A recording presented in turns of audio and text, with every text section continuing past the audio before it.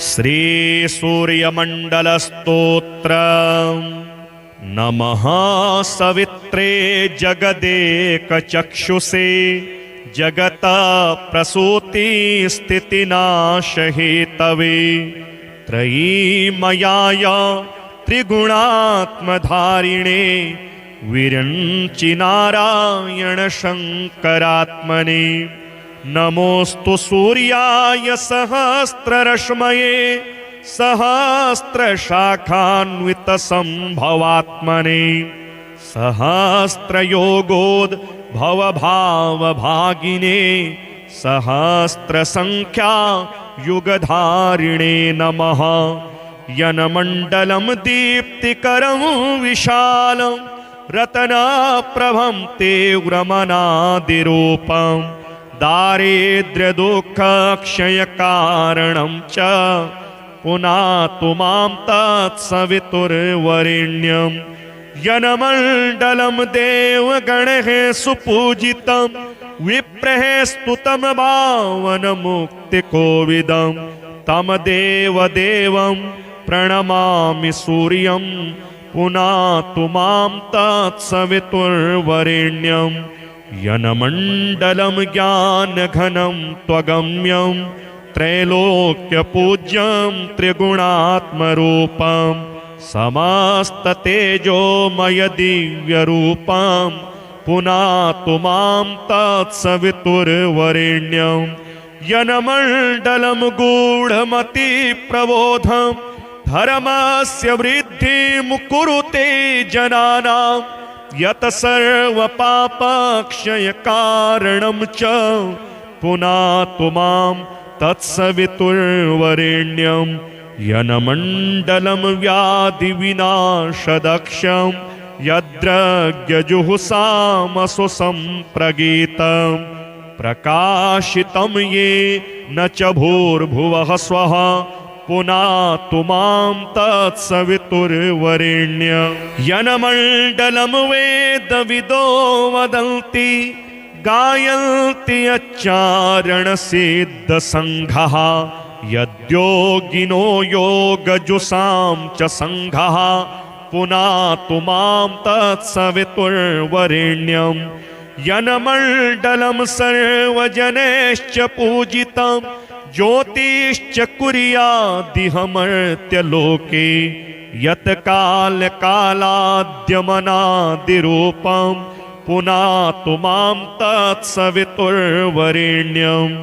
यनमण्डलं विष्णुचातुर्मुखाख्यं यदक्षरं पापहरं जनानां यत् कालकल्पाक्षयकारणं च पुनातु मां तत्सवितुर्वरेण्यं। यनमण्डलं विश्वसृजं प्रसिद्धमुत्पत्तिरक्षा प्रलय प्रगल्भं यस्मिन् जगत् संहरतेऽखिलं च पुनातु मां तत्सवितुर्वरेण्यं।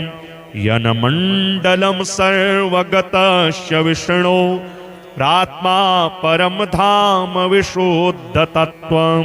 सूक्ष्मान्तरैर्योगपथानुगम्यं पुनातु मां तत्सवितुर्वरेण्यं। यनमण्डलं वेदविदो वदन्ति गायन्ति यच्चारणसिद्धसङ्घः यनमण्डलं वेदविदः स्मरन्ति पुनातु मां तत्सवितुर्वरेण्यं। यनमण्डलं वेदविदोपगीतं यद्योगिनां योगपथानुगम्यं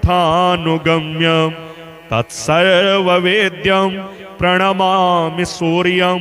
पुनातु मां तत्सवितुर्वरेण्यं। सूर्यमण्डलस्तोत्रं यः पठेत् सततं नरः सर्वपापविशुद्धात्मा सूर्यलोके महीयते। श्रीसूर्याष्टकम्। जगन्नाथमेकं जगत्प्राणरूपं जगत्कारणं सर्वदा रक्षकं च जगत्स्वामिनं व्यापकं ह्येकमात्रं स्वयं ज्योतिरूपं च सूर्यं नमामि जगन्नायकं विश्ववन्द्यं वरेण्यं जगत्स्वामिनं सूर्यमूर्तिं सुपूज्यं जगच्चक्षुरूपं प्रकाशं ह्यनन्तं स्वयं ज्योतिरूपं च सूर्यं नमामि सदा एकचक्रं प्रभं देवदेवं प्रदीपं महातेजरूपं च शुभ्रं सदैवं प्रभुं वेदवेदान्तवेद्यं स्वयं ज्योतिरूपं च सूर्यं नमामि सदा सच्चिदानन्दमेकं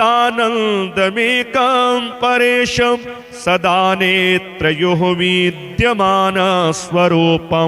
सदा मण्डले ब्रह्मरूपं वरेण्यं स्वयं ज्योतिरूपं च सूर्यं नमामि निजं निर्गुणं तत्त्वमस्यादिलक्ष्यं सदा निर्मलं सत्यमानन्दमेकं सदाद्यन्तशून्यं च तेजो ह्यखण्डं स्वयं ज्योतिरूपं च सूर्यं नमामि यमरूपकं वेदविदो स्मरन्ति गच्छन्ति यन्मण्डलं तत्त्ववन्तः गायन्ति यमरूपकं सामवेदाः स्वयं ज्योतिरूपं च सूर्यं नमामि चतुर्बाहुकं कुण्डलं रत्नयुक्तं किरीटं तथा रक्तवस्त्रं च सौम्यं सदा वालखिल्यादिभिः स्तुत्यरूपं स्वयं ज्योतिरूपं च सूर्यं नमामि जगत्सर्जको ब्रह्मरूपस्त्वमेव जगत्पालको विष्णुरूपस्त्वमेव जगन्नाशको रुद्ररूपस्त्वमेव स्वयं ज्योतिरूपं च सूर्यं नमामि समर्पयामि सूर्याय सूर्याष्टकमिदं स्तवं तव दर्शनमिच्छामि प्रसन्नो भव सर्वदा नमः सवित्रे जगदेकचक्षुषे जगता प्रसूति स्थितिनाशहेतवे त्रयीमयाय त्रिगुणात्मधारिणे विरञ्चि नारायण शङ्करात्मने नमोऽस्तु सूर्याय सहस्ररश्मये सहस्रशाखान्वितसम्भवात्मने सहस्रयोगोद्भवभावभागिने सहस्रसङ्ख्या युगधारिणे नमः यन्मण्डलं दीप्तिकरं विशालं रत्नप्रभं तीव्रमनादिरूपं दारिद्र्यदुःखक्षयकारणं च पुनातु मां तत्सवितुर्वरेण्यं यन्मण्डलं देवगणैः सुपूजितं विप्रैः स्तुतं पावनमुक्तिकोविदं तं देवदेवं प्रणमामि सूर्यं पुनातु मां तत्सवितुर्वरेण्यं यन्मण्डलं ज्ञानघनं त्वगम्यं त्रैलोक्यपूज्यं त्रिगुणात्मरूपं समस्ततेजोमय दिव्यरूपं पुनातु मां तत्सवितुर्वरेण्यं यन्मण्डलं गूढमतिप्रबोधं धर्मस्य वृद्धिं कुरुते जनानां यत् सर्वपापक्षयकारणं च पुनातु मां तत्सवितुर्वरेण्यं यन्मण्डलं व्याधिविनाशदक्षं यद्रज्ञजुहुषामसु सम्प्रगीतं प्रकाशितं ये न च भूर्भुवः स्वः पुनातु मां तत्सवितुर्वरेण्यं यन्मण्डलं वेदविदो वदन्ति गायन्ति यच्चारणसिद्धसङ्घः यद्योगिनो योगजुषां च संघः पुनातु मां तत्सवितुर्वरेण्यं यन्मण्डलं सर्वजनैश्च पूजितं ज्योतिश्च कुर्यादिहमर्त्यलोके यत्कालकालाद्यमनादिरूपं पुनातु मां तत्सवितुर्वरेण्यं यन्मण्डलं विष्णुचातुर्मुखाख्यं यदक्षरं पापहरं जनानां यत्कालकल्पाक्षयकारणं च पुनातु मां तत्सवितुर्वरेण्यं यन्मण्डलं विश्वसृजं प्रसिद्धमुत्पत्तिरक्षा प्रलय प्रगल्भं यस्मिन् जगत् संहरतेऽखिलं च पुनातु मां तत्सवितुर्वरेण्यं यन्मण्डलं सर्वगतस्य विष्णो प्रात्मा परं धाम विशुद्धतत्त्वं सूक्ष्मान्तरैर्योगपथानुगम्यं पुनातु मां तत्सवितुर्वरेण्यं यन्मण्डलं वेदविदो वदन्ति गायन्ति यच्चारणसिद्धसङ्घः यन्मण्डलं वेदविदः स्मरन्ति पुनातु मां तत्सवितुर्वरेण्यं यन्मण्डलं वेदविदोपगीतं यद्योगिनां योगपथानुगम्यं तत्सर्ववेद्यं प्रणमामि सूर्यं पुनातु मां तत्सवितुर्वरेण्यं सूर्यमण्डलसुस्तोत्रं यः पठेत् सततं नरः सर्वपापविशुद्धात्मा सूर्यलोके महीयते। श्रीसूर्याष्टकं जगन्नाथमेकं जगत्प्राणरूपं जगत्कारणं सर्वदारक्षकं च जगत्स्वामिनं व्यापकं ह्येकमात्रं स्वयं ज्योतिरूपं च सूर्यं नमामि जगन्नायकं विश्ववन्द्यं वरेण्यं जगत्स्वामिनं सूर्यमूर्तिं सुपूज्यं जगच्चक्षुरूपं प्रकाशं ह्यनन्तं स्वयं ज्योतिरूपं च सूर्यं नमामि सदा एकचक्रं प्रभं देवदेवं प्रदीपं महातेजरूपं च शुभ्रं सदैवं प्रभुं वेदवेदान्तवेद्यं स्वयं ज्योतिरूपं च सूर्यं नमामि सदा सच्चिदानन्दमेकं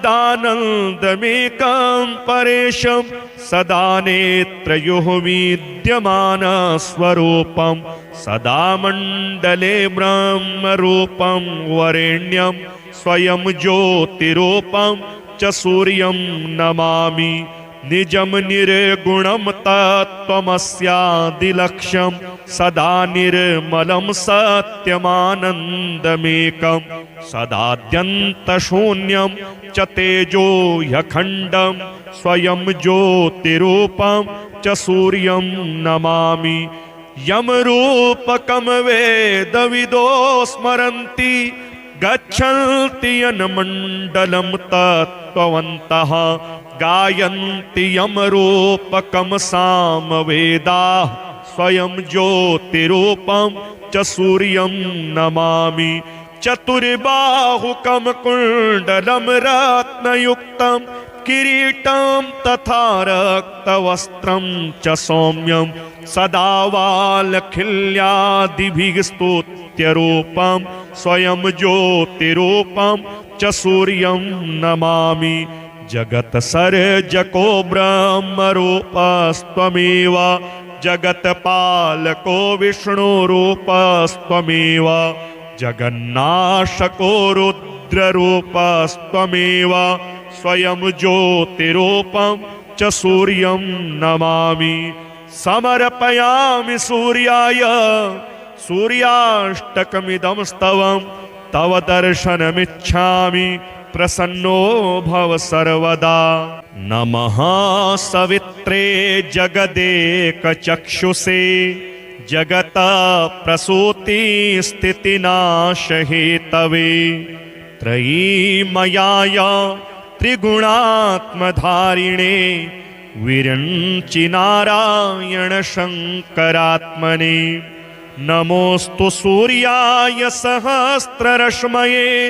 सहस्रशाखान्वितसम्भवात्मने सहस्रयोगोद्भवभावभागिने सहस्रसङ्ख्या युगधारिणे नमः यनमण्डलं दीप्तिकरं विशालं रत्नप्रभं तीव्रमनादिरूपं दारिद्र्यदुःखक्षयकारणं च पुनातु मां तत्सवितुर्वरेण्यं यनमण्डलं देवगणैः सुपूजितं विप्रैः स्तुतं पावनमुक्तिकोविदं तं देवदेवं प्रणमामि सूर्यं पुनातु मां तत्सवितुर्वरेण्यं यनमण्डलं ज्ञानघनं त्वगम्यं त्रैलोक्यपूज्यं त्रिगुणात्मरूपं समस्ततेजोमय दिव्यरूपं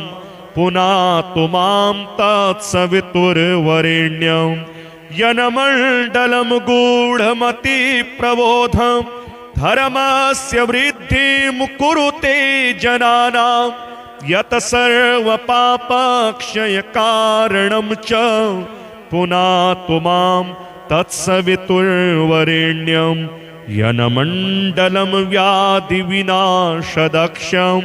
यद्रज्ञजुहुसामसु सम्प्रगीतं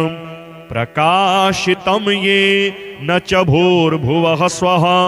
पुनातु मां तत्सवितुर्वरेण्यं यनमण्डलं वेदविदो वदन्ति गायन्ति यच्चारणसिद्धसङ्घः यद्योगिनो योगजुषां च सङ्घः पुनातु मां तत्सवितुर्वरेण्यं यनमण्डलं सर्वजनैश्च पूजितं ज्योतिश्च कुर्यादिहमर्त्यलोके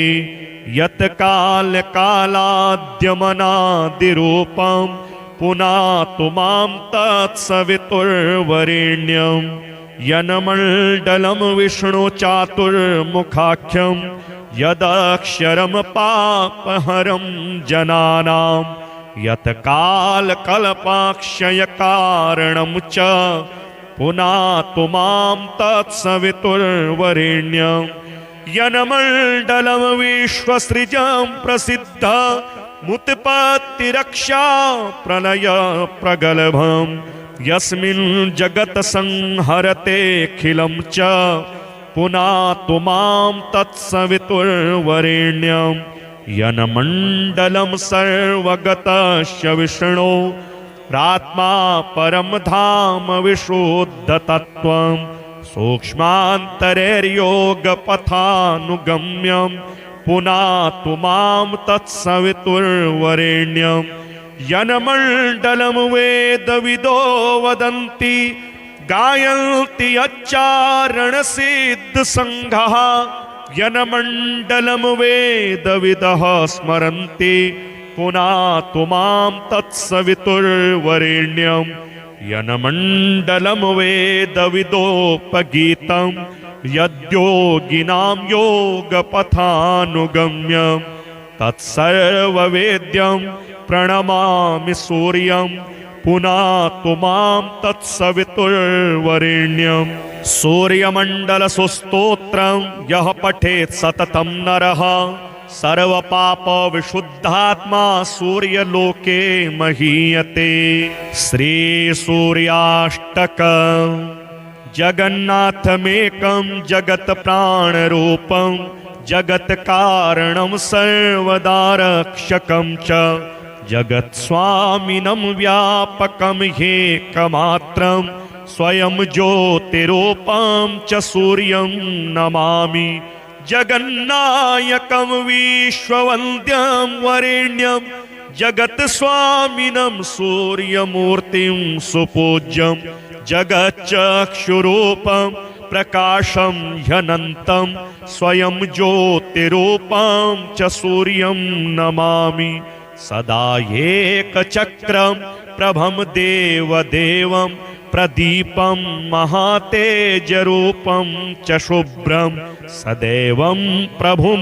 वेदवेदान्तवेद्यं स्वयं ज्योतिरूपं च सूर्यं नमामि सदा सच्चिदानन्दमेकं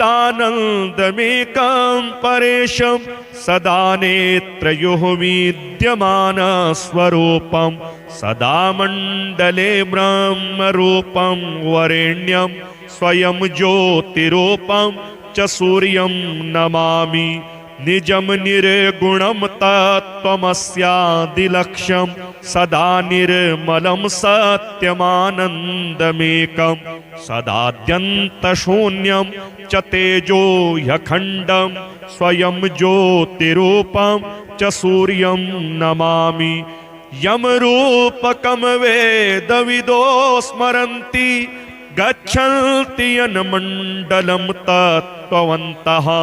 गायन्ति यमरूपकं सामवेदाः स्वयं ज्योतिरूपं च सूर्यं नमामि चतुर्बाहुकं कुण्डलं रत्नयुक्तं किरीटं तथा रक्तवस्त्रं च सौम्यं सदा वालखिल्यादिभिः स्तुत्यरूपं स्वयं ज्योतिरूपं च सूर्यं नमामि जगत्सर्जको ब्रह्मरूपस्त्वमेव जगत्पालको विष्णुरूपस्त्वमेव जगन्नाशको रुद्ररूपस्त्वमेव स्वयं ज्योतिरूपं च सूर्यं नमामि समर्पयामि सूर्याय सूर्याष्टकमिदं स्तवं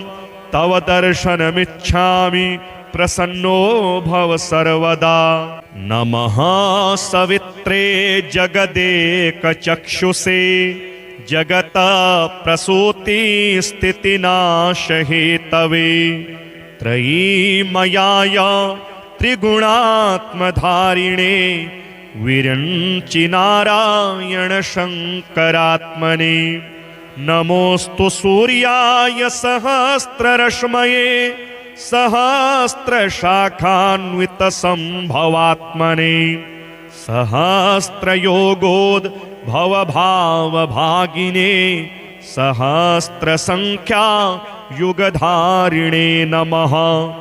यन्मण्डलं दीप्तिकरं विशालं रत्नप्रभं तीव्रमनादिरूपं दारिद्र्यदुःखक्षयकारणं च पुनातु मां तत्सवितुर्वरेण्यं यन्मण्डलं देवगणैः सुपूजितं विप्रैः स्तुतं पावनमुक्तिकोविदं तं देवदेवं प्रणमामि सूर्यं पुनातु मां तत्सवितुर्वरेण्यं यन्मण्डलं ज्ञानघनं त्वगम्यं त्रैलोक्यपूज्यं त्रिगुणात्मरूपं समस्ततेजोमय दिव्यरूपं पुनातु मां तत्सवितुर्वरेण्यं यन्मण्डलं गूढमतिप्रबोधं धर्मस्य वृद्धिं कुरुते जनानां यत् सर्वपापक्षयकारणं च पुनातु मां तत्सवितुर्वरेण्यं यन्मण्डलं व्याधिविनाशदक्षं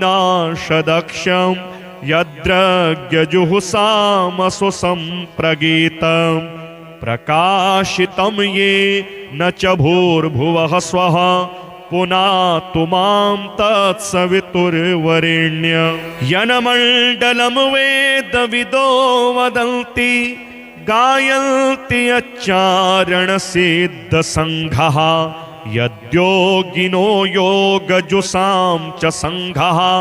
पुनातु मां तत्सवितुर्वरेण्यं यन्मण्डलं सर्वजनैश्च पूजितं ज्योतिश्च कुर्यादिहमर्त्यलोके यत् कालकालाद्यमनादिरूपं पुनातु मां तत्सवितुर्वरेण्यं यन्मण्डलं विष्णुचातुर्मुखाख्यं यदक्षरं पापहरं जनानां यत् कालकल्पाक्षयकारणं च पुनातु मां तत्सवितुर्वरेण्यं यन्मण्डलं विश्वसृजं प्रसिद्धमुत्पत्तिरक्षा प्रलय प्रगल्भं यस्मिन् जगत् संहरतेऽखिलं च पुनातु मां तत्सवितुर्वरेण्यं यन्मण्डलं सर्वगतस्य विष्णो प्रात्मा परं धाम विशुद्धतत्त्वं सूक्ष्मान्तरैर्योगपथानुगम्यं पुनातु मां तत्सवितुर्वरेण्यं यन्मण्डलं वेदविदो वदन्ति गायन्ति यच्चारणसिद्धसङ्घः यन्मण्डलं वेदविदः स्मरन्ति पुनातु मां तत्सवितुर्वरेण्यं यन्मण्डलं वेदविदोपगीतं यद्योगिनां योगपथानुगम्यं तत्सर्ववेद्यं प्रणमामि सूर्यं पुनातु मां तत्सवितुर्वरेण्यं सूर्यमण्डलसुस्तोत्रं यः पठेत् सततं नरः सर्वपापविशुद्धात्मा सूर्यलोके महीयते। श्रीसूर्याष्टकम् जगन्नाथमेकं जगत्प्राणरूपं जगत्कारणं सर्वदारक्षकं च जगत्स्वामिनं व्यापकं ह्येकमात्रं स्वयं ज्योतिरूपं च सूर्यं नमामि जगन्नायकं विश्ववन्द्यं वरेण्यं जगत्स्वामिनं सूर्यमूर्तिं सुपूज्यं जगच्चक्षुरूपं प्रकाशं ह्यनन्तं स्वयं ज्योतिरूपं च सूर्यं नमामि सदा एकचक्रं प्रभं देवदेवं प्रदीपं महातेजरूपं च शुभ्रं सदैवं प्रभुं वेदवेदान्तवेद्यं स्वयं ज्योतिरूपं च सूर्यं नमामि सदा सच्चिदानन्दमेकं परेशं सदा नेत्रयोः विद्यमानस्वरूपं सदा मण्डले ब्रह्मरूपं वरेण्यं स्वयं ज्योतिरूपं च सूर्यं नमामि निजं निर्गुणं तत्त्वमस्यादिलक्ष्यं सदा निर्मलं सत्यमानन्दमेकं सदाद्यन्तशून्यं च तेजो ह्यखण्डं स्वयं ज्योतिरूपं च सूर्यं नमामि यमरूपकं वेदविदो स्मरन्ति गच्छन्ति यन्मण्डलं तत्त्ववन्तः गायन्ति यमरूपकं सामवेदाः स्वयं ज्योतिरूपं च सूर्यं नमामि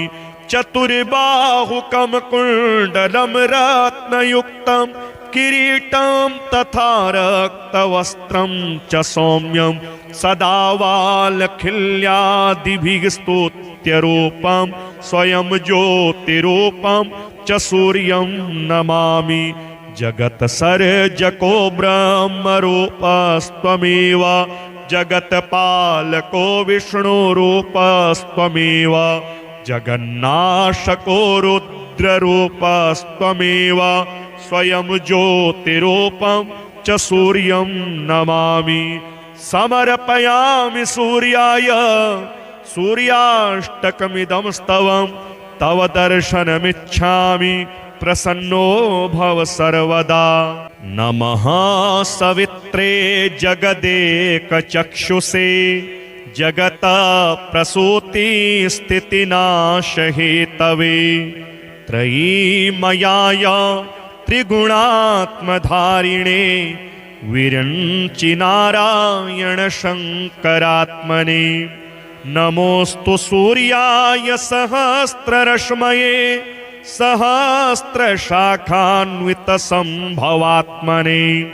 सहस्रयोगोद्भवभावभागिने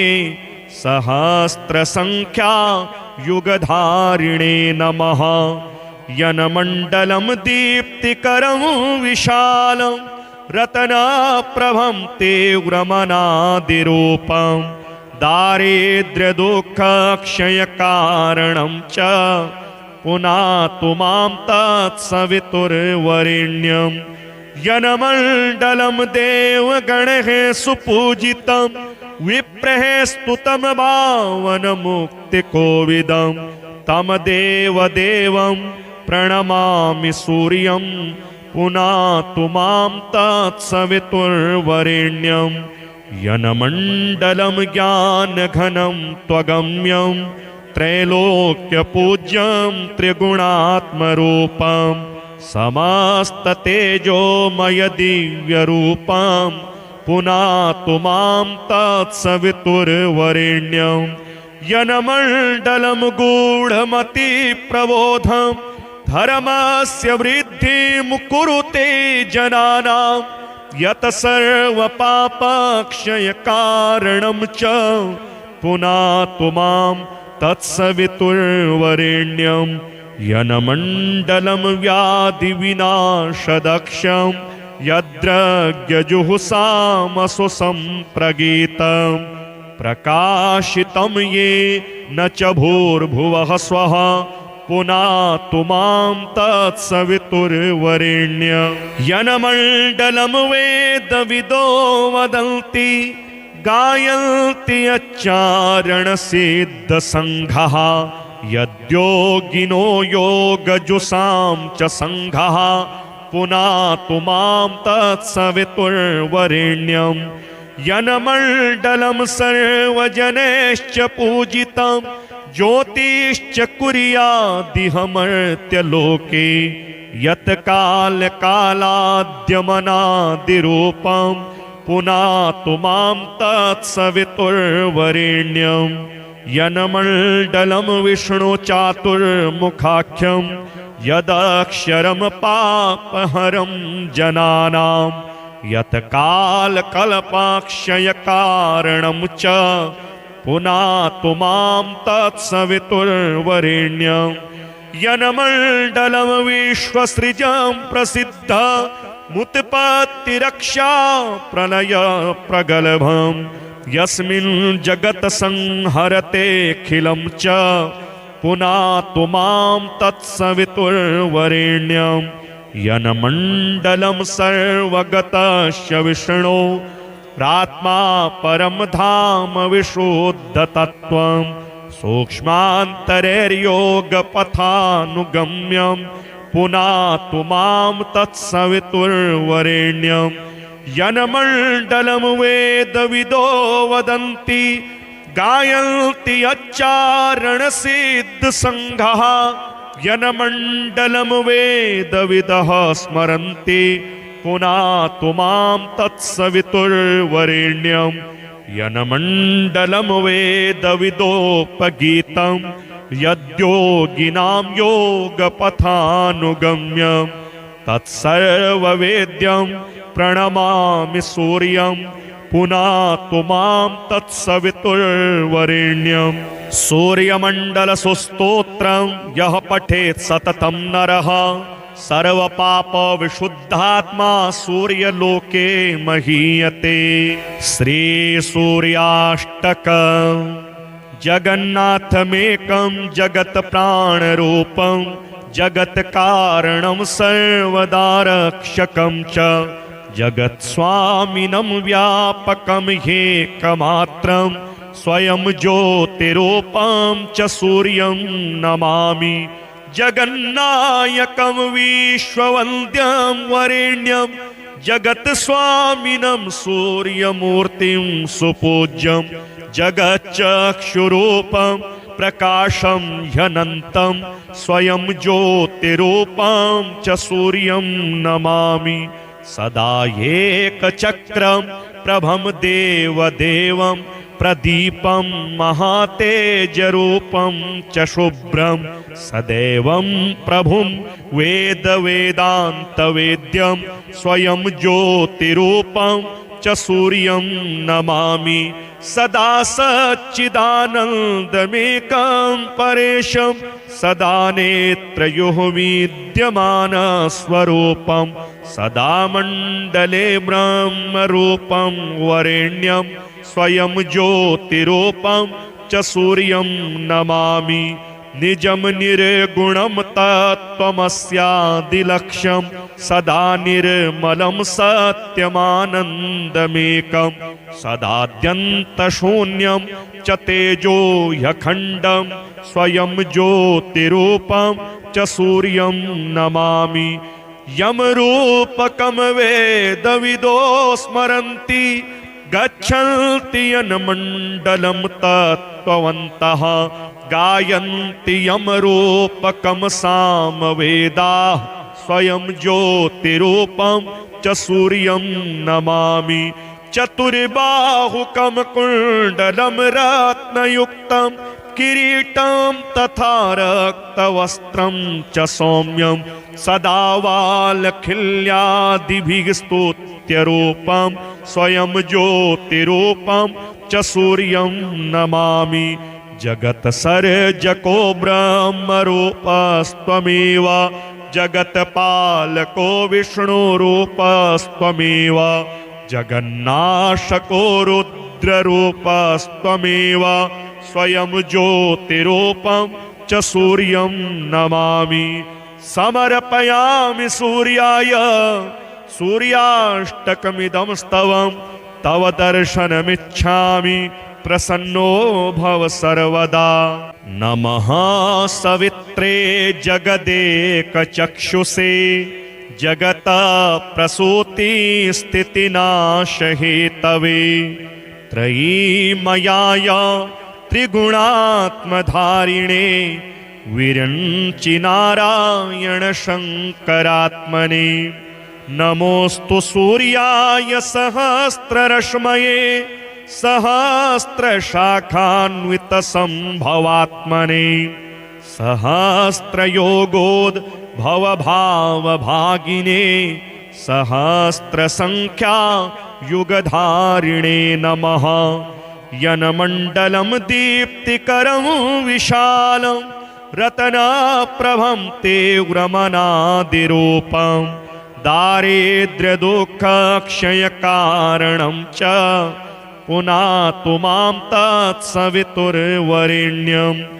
यन्मण्डलं देवगणैः सुपूजितं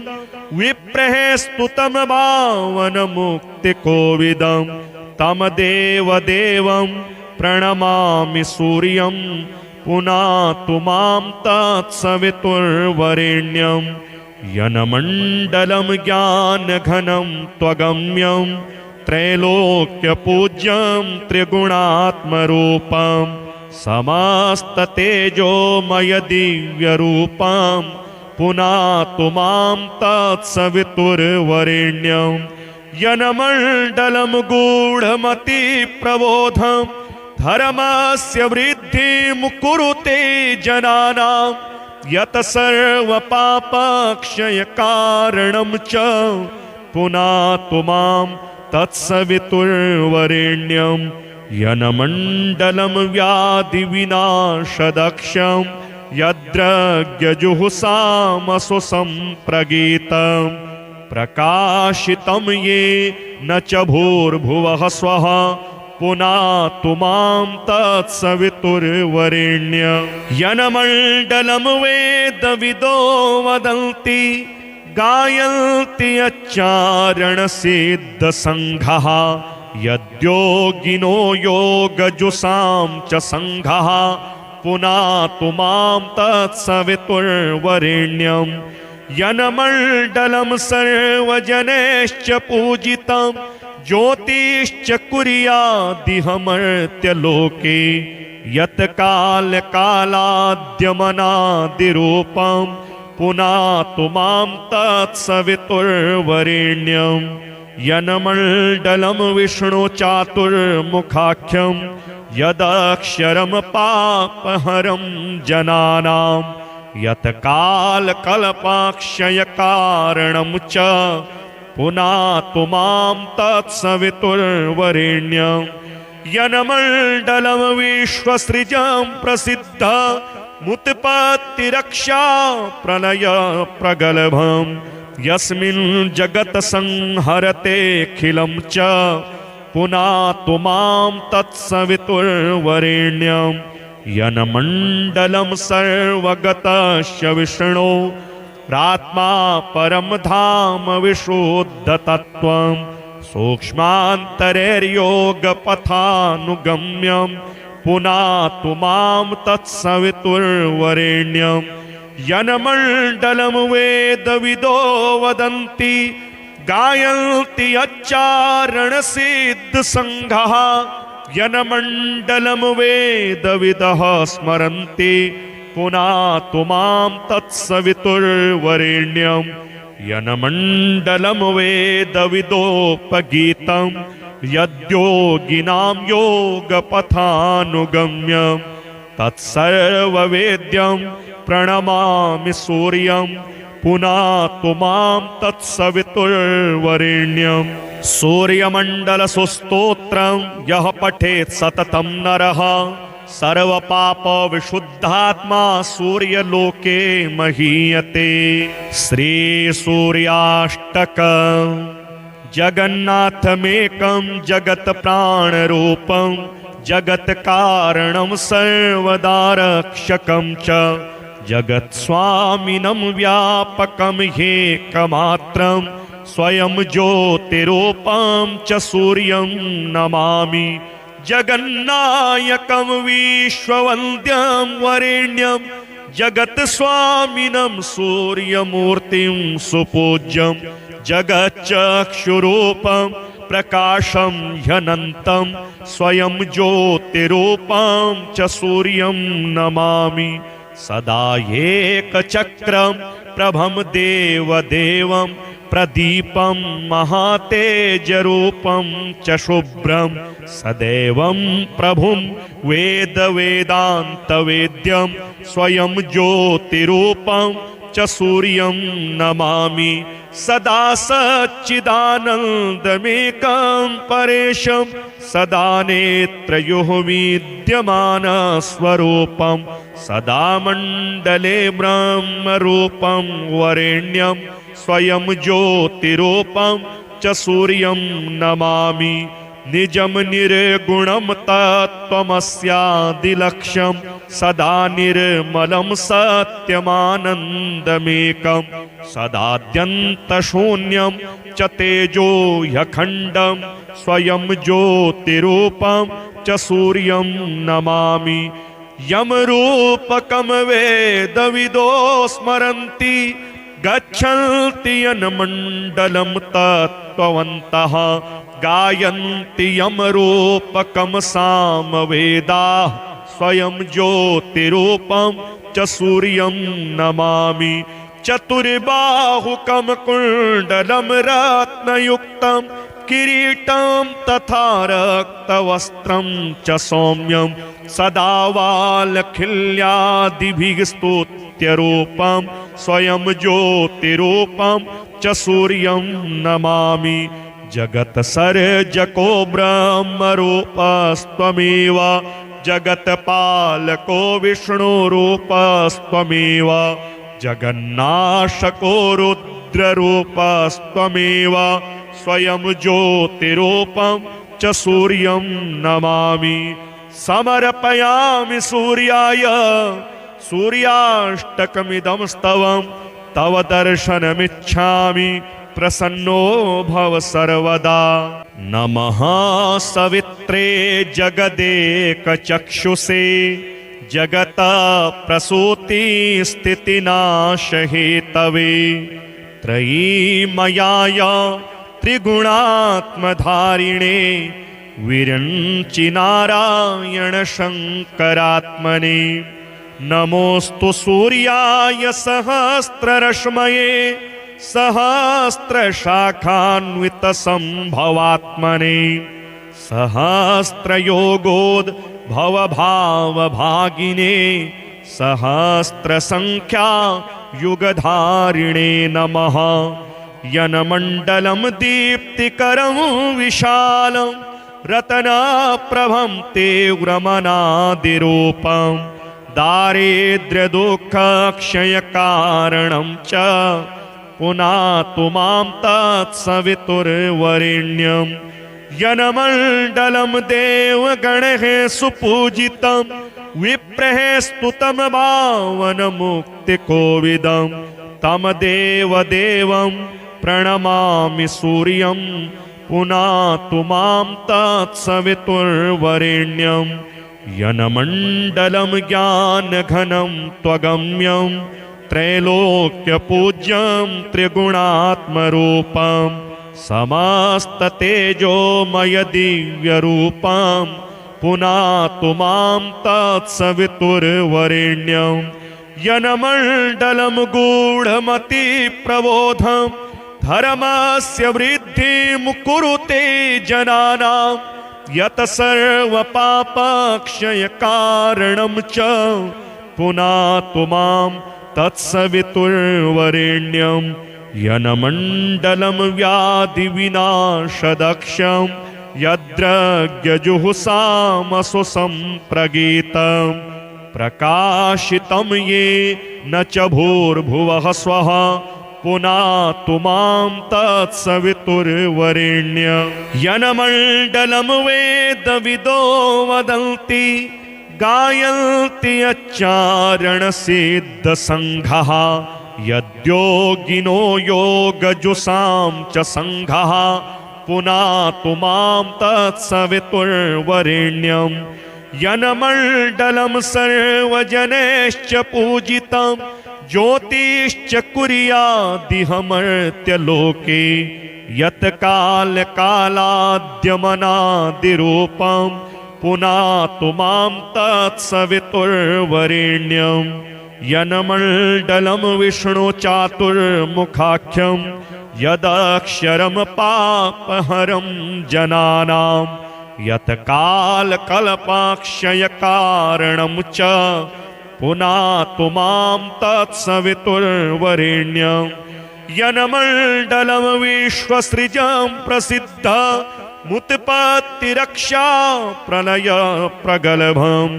यस्मिन् जगत् संहरतेऽखिलं च पुनातु मां तत्सवितुर्वरेण्यं। यनमण्डलं सर्वगतस्य विष्णो प्रात्मा परं धाम विशुद्धतत्त्वं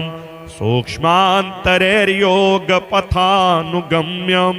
पुनातु मां तत्सवितुर्वरेण्यं। यनमण्डलं वेदविदो वदन्ति गायन्ति यच्चारणसिद्धसङ्घः यनमण्डलं वेदविदः स्मरन्ति पुनातु मां तत्सवितुर्वरेण्यं। यनमण्डलं वेदविदोपगीतं यद्योगिनां योगपथानुगम्यं तत्सर्ववेद्यं प्रणमामि सूर्यं पुनातु मां तत्सवितुर्वरेण्यं। सूर्यमण्डलसुस्तोत्रं यः पठेत् सततं नरः सर्वपापविशुद्धात्मा सूर्यलोके महीयते। श्रीसूर्याष्टकं जगन्नाथमेकं जगत्प्राणरूपं जगत्कारणं सर्वदा रक्षकं च जगत्स्वामिनं व्यापकं ह्येकमात्रं स्वयं ज्योतिरूपं च सूर्यं नमामि। जगन्नायकं विश्ववन्द्यं वरेण्यं जगत्स्वामिनं सूर्यमूर्तिं सुपूज्यं जगच्चक्षुरूपं प्रकाशं ह्यनन्तं स्वयं ज्योतिरूपं च सूर्यं नमामि सदा एकचक्रं प्रभं देवदेवं प्रदीपं महातेजरूपं च शुभ्रं सदैवं प्रभुं वेदवेदान्तवेद्यं स्वयं ज्योतिरूपं च सूर्यं नमामि सदा सच्चिदानन्दमेकं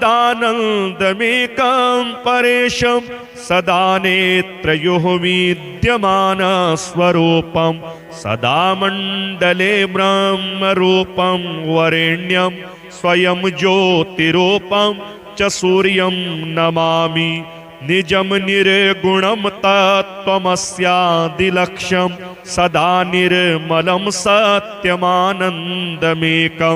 सदाद्यन्तशून्यं च तेजो ह्यखण्डं स्वयं ज्योतिरूपं च सूर्यं नमामि यमरूपकं वेदविदो स्मरन्ति गच्छन्ति यन्मण्डलं तत्त्ववन्तः गायन्ति यमरूपकं सामवेदाः स्वयं ज्योतिरूपं च सूर्यं नमामि चतुर्बाहुकं कुण्डलं रत्नयुक्तं किरीटं तथा रक्तवस्त्रं च सौम्यं सदा वालखिल्यादिभिः स्तुत्यरूपं स्वयं ज्योतिरूपं च सूर्यं नमामि जगत्सर्जको ब्रह्मरूपस्त्वमेव जगत्पालको विष्णुरूपस्त्वमेव जगन्नाशको रुद्ररूपस्त्वमेव स्वयं ज्योतिरूपं च सूर्यं नमामि समर्पयामि सूर्याय सूर्याष्टकमिदं स्तवं तव दर्शनमिच्छामि प्रसन्नो भव सर्वदा।